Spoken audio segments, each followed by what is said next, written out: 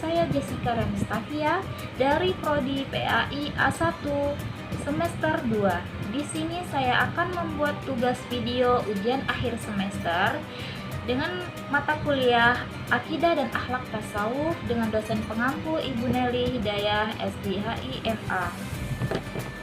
Selamat menyaksikan. Nah, di sini saya akan memaparkan 3 materi. Yang pertama itu materi tentang akhlak kepada diri sendiri. Akhlak kepada diri sendiri adalah sikap, perilaku, dan kebiasaan yang baik dilakukan oleh seseorang untuk menjaga, menghormati, dan memuliakan dirinya sendiri.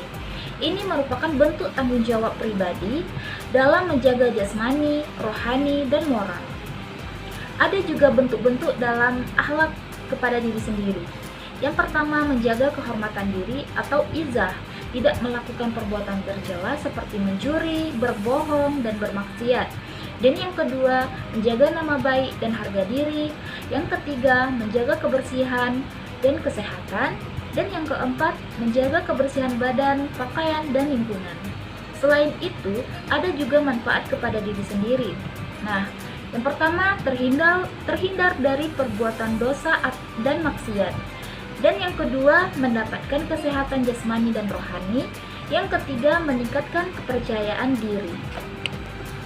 Nah, ada juga contoh penerapan dalam kehidupan sehari-hari.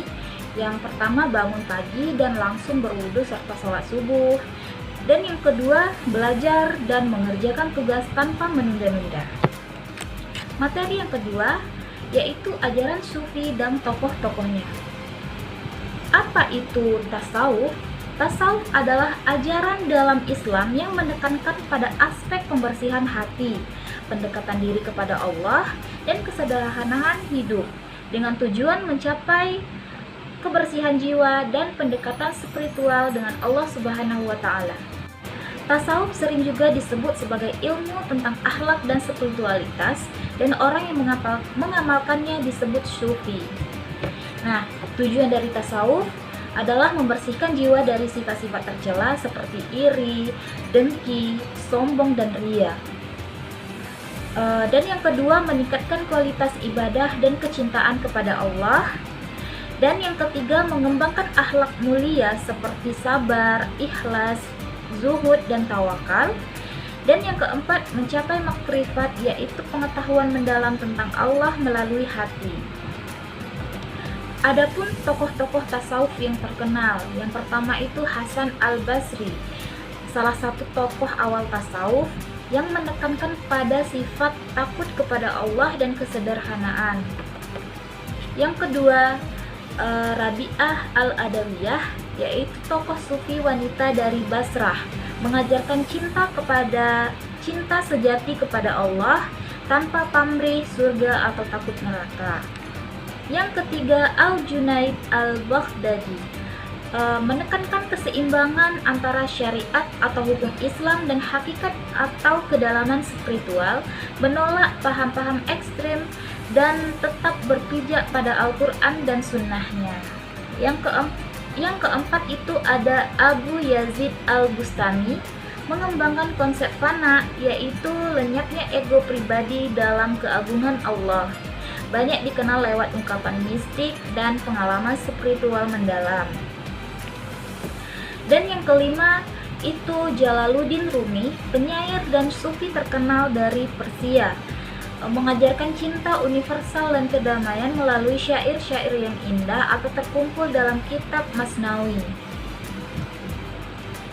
Yang keenam, Imam Al-Ghazali menggabungkan tasawuf dengan ilmu kalam dan filsafat, menulis kitab Ihya Ulumuddin yang menjadi rujukan utama dalam tasawuf. Nah, dari materi tentang sufi dan tokoh-tokohnya bisa disimpulkan bahwa sufisme bukan pelarian dari dunia, tapi cara hidup yang sadar akan keberadaan Allah dalam setiap detik kehidupannya. Tasawuf adalah dimensi terdalam dalam Islam yang menekankan pada penyucian jiwa, pengendalian ego, dan pengalaman langsung kedekatan dengan Tuhan. Tokoh-tokohnya telah memberi warisan spiritual dan intelektual yang kaya dan masih relevan hingga kini.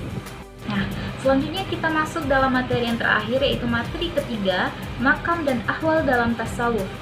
Dalam dunia tasawuf, setiap perjalanan spiritual seorang sufi tidak hanya tentang ibadah lahiriah, tapi juga proses batiniah yang dalam dan terstruktur.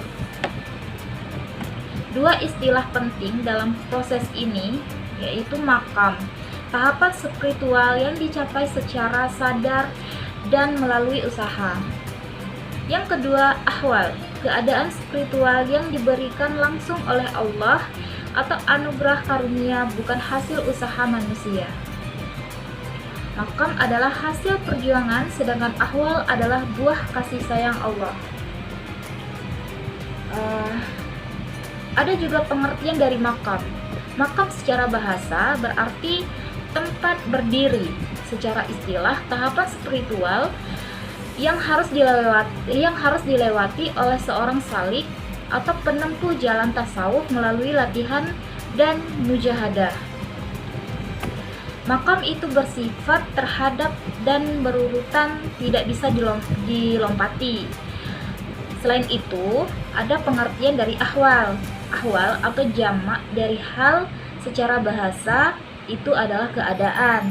Dalam tasawuf, ahwal adalah kondisi spiritual yang datang secara tiba-tiba dari Allah sebagai bentuk pancaran rahmatnya kepada seorang salik. Berbeda dengan makam, ahwal tidak bisa dicari atau diraih secara langsung. Selain itu, ada juga perbedaan makam dan ahwal. Aspek makam dan ahwal secara memperoleh usaha pribadi, latihan spiritual, anugerah dari Allah sifatnya stabil dan berproses, datang tiba, bisa hilang tanpa tanggung jawab, harus dijaga, diterima dengan syukur.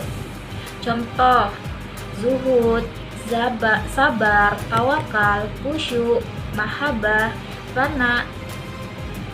Tasawuf bukan jalan singkat menuju Tuhan, tapi proses transformasi batin yang mendalam. Nah, makam itu adalah langkah kita, sedangkan ahwal hadiah dari Allah.